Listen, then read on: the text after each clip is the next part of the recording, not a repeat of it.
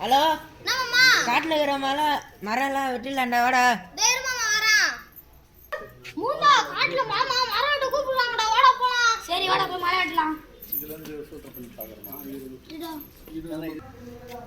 எங்க மாமா இது மரம்? இதோ இந்த காட்டுல இருக்கிறதெல்லாம் தான்டா. மொத்த நம்மளுக்கு தான வெட்டிடலாமா? வெட்டிடலாண்டா. சரி அட்ரா வாடா. டி இங்க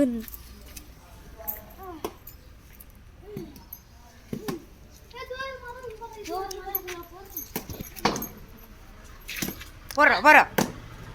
சரி போதும் எவ்வளோ வெட்டிக்கிறீங்க? சரி பொழுது போயிடுச்சு எடு வா. தைரியமா இது சம்ம வெட்டிடுறேன். பக்கத்து வீட்டுல நான் சண்டை நடந்துச்சாமடி. ஆமாண்டி, ரத்தம்லாம் வந்து ஆஸ்பத்திரி கூண்டு போனாங்க. ஆண்டியா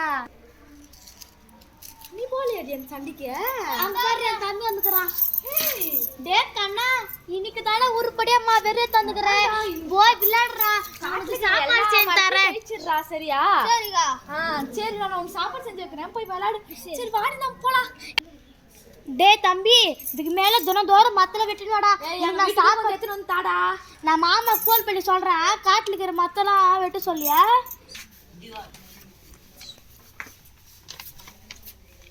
குட் மார்னிங் மேம்.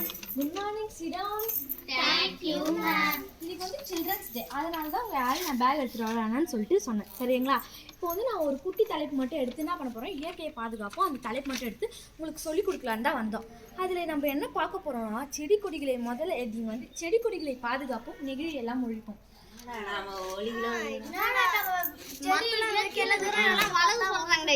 என்னடா இது இப்போ வந்து நம்ம என்ன பார்க்க போகிறோம்னா, ஒரு மனிதனும் ஒவ்வொரு வீட்டில் ஒரு செடி அல்லது கொடியாவது என்ன பண்ணணும்னா வளர்க்கணும். அப்போதான் நம்ம உடல்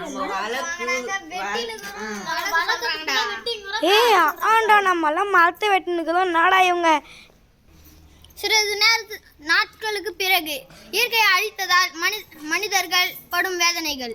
மீனாட்சியாலே காணும். காமாட்சி வா மீனாட்சி, உங்க பேசிட்டு உட்காரு. என்ன நடக்கும் சொன்ன பையன்? 2 நாளா உடம்பு சரிடி. சரிடி, வெத்த தாடி. மூச்சு என்னால் பாட்டி, மூச்சு வாங்க பாட்டி.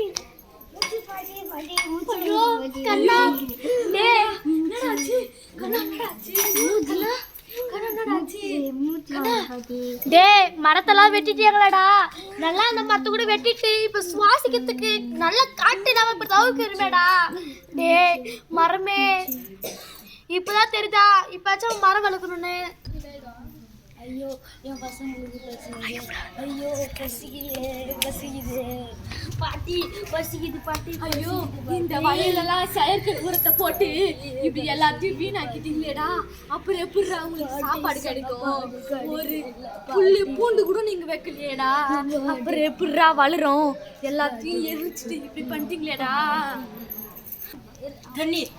தண்ணி படி. உங்க பாரு, எங்க அப்பா சொத்தெல்லாம் சேர்த்து வச்சாரு, தண்ணி சேர்த்து வைக்கலையே.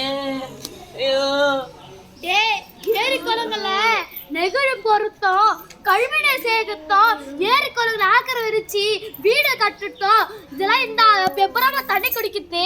நீ முன்ன கழிவுநீர் சேர்த்திய நீர் குளத்துல, அப்ப தெரியல உனக்கு நீர் எனக்கு வேணும்னு.